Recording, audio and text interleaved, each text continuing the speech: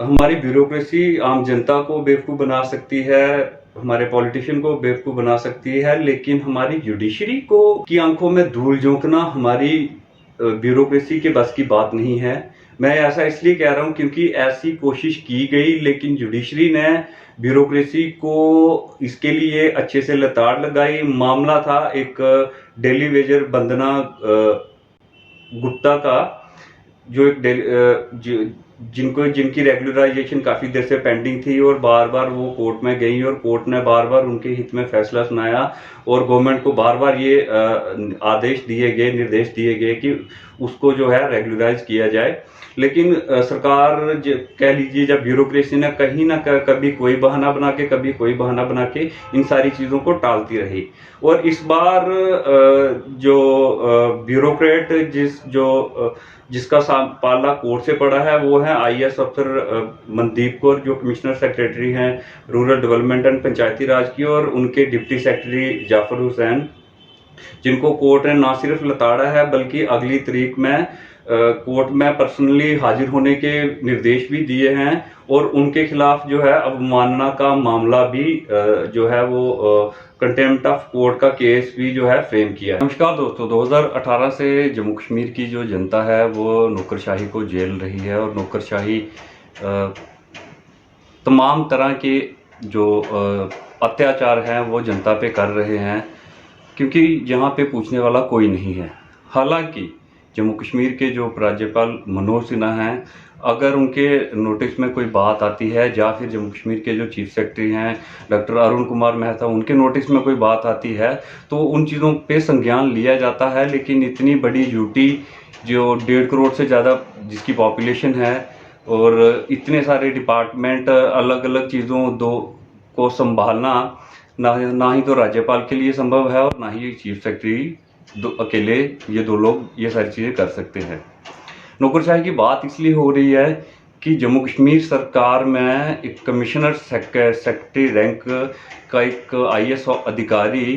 Court में ये बात कहता है कि एक डेली वेजर को रेगुलराइज करने की पावर उसके पास नहीं है।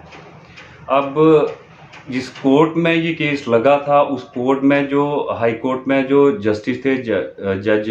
राहुल भारती, उन्होंने भी सरकार की या फिर कहें कि कमिश्नर सेक्रेटरी की, उस ब्यूरोक्रेट की इस चीज़ को पकड़ लिया और सीधे तौर पे इसी चीज़ पे उन्होंने सवाल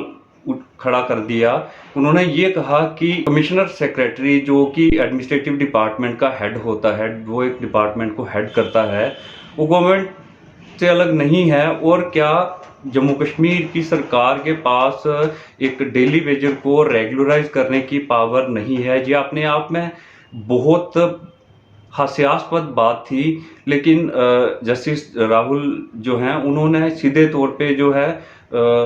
इस आईएएस अफसर पर और उसके एक सबॉर्डिनेट केएस अफसर पे जो है वो कंटेम्प्ट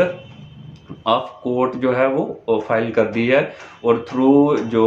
जुडिशियल रजिस्ट्रार हैं, इन दोनों को समन भी भेजा जा चुका है और नेक्स्ट जो डेट ऑफ हियरिंग है उसमें पर्सनली इन दोनों को अपीयर भी होना है। ये एक डेली वेजर जो कई सालों से कोर्ट में केस लड़ रहा है और कोर्ट बार बार उसके फेवर में जो है फैसला दे रहा है और सरकार को बार बार आदेश दिए जा रहे हैं कि उसको रेगुलराइज किया जाए, उसको रेगुलराइज किया जाए। लेकिन बजाय इसके कि कोर्ट के ऑर्डर को इम्प्लीमेंट करने के, उस जो एप्लीकेंट है उसे ही प्रताड़ित किया जा रहा है। और 2020 में जो आखिरी फैसला आया था जिसमें क्लियर कट ऑर्डर थे, उसमें ये कहा गया था कि इस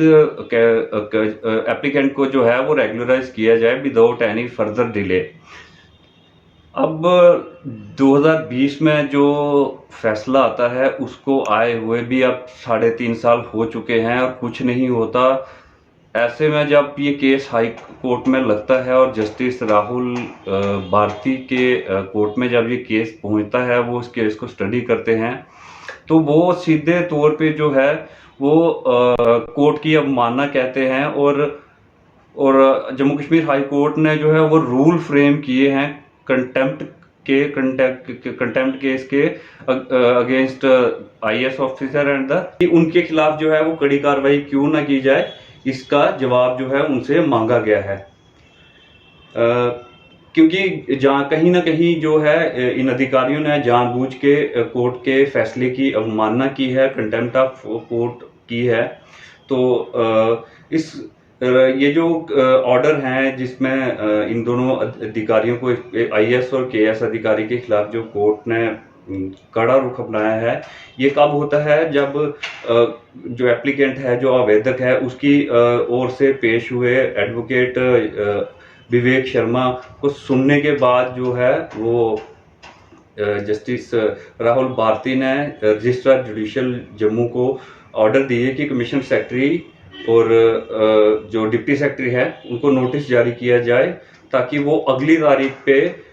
पर्सनली अपीयर हों कोर्ट के सामने। साथियों, यहाँ पे ये चीज़ जो जस्टिस राहुल ने पकड़ी, जिसमें कमिश्नर सेक्रेटरी ने जो अपनी बचाव में, कोर्ट ने पाया कि लगता है कि जम्मू कश्मीर की जो रूरल डेवलपमेंट और पंचायती राज के कमिश्नर सेक्रेटरी हैं, उनको ये मिसकंसेप्शन है about the status of a commissioner secretary to the government. ये जस्टिस राहुल के अल्फाज हैं जो उन्होंने अपनी जजमेंट में कहे। और आगे वो कहते हैं कि the Jammu and Kashmir government in term of its business rule act through its respective administrative department which are headed by commissioner secretary and by that reference the statement of Mandipur IAS Commissioner Secretary to Government Rural Development Department and Panchayati Raj duty of J&K read between the line of the government of duty of Jammu and Kashmir is telling this court that the government of duty of Jammu and Kashmir is not competent to regularize service of the petitioner. This court has not to go to door seeking each and every department of government of UT of Jammu and Kashmir for the purpose of fetching compliance of its direction and writs. ये बहुत बड़ी बात उन्होंने अपनी judgement में कही, और कहीं ना कहीं इस बात ने मुझे मुतासिर किया कि मैं जो है इस पे एक वीडियो बनाऊं, एक खबर बनाऊं।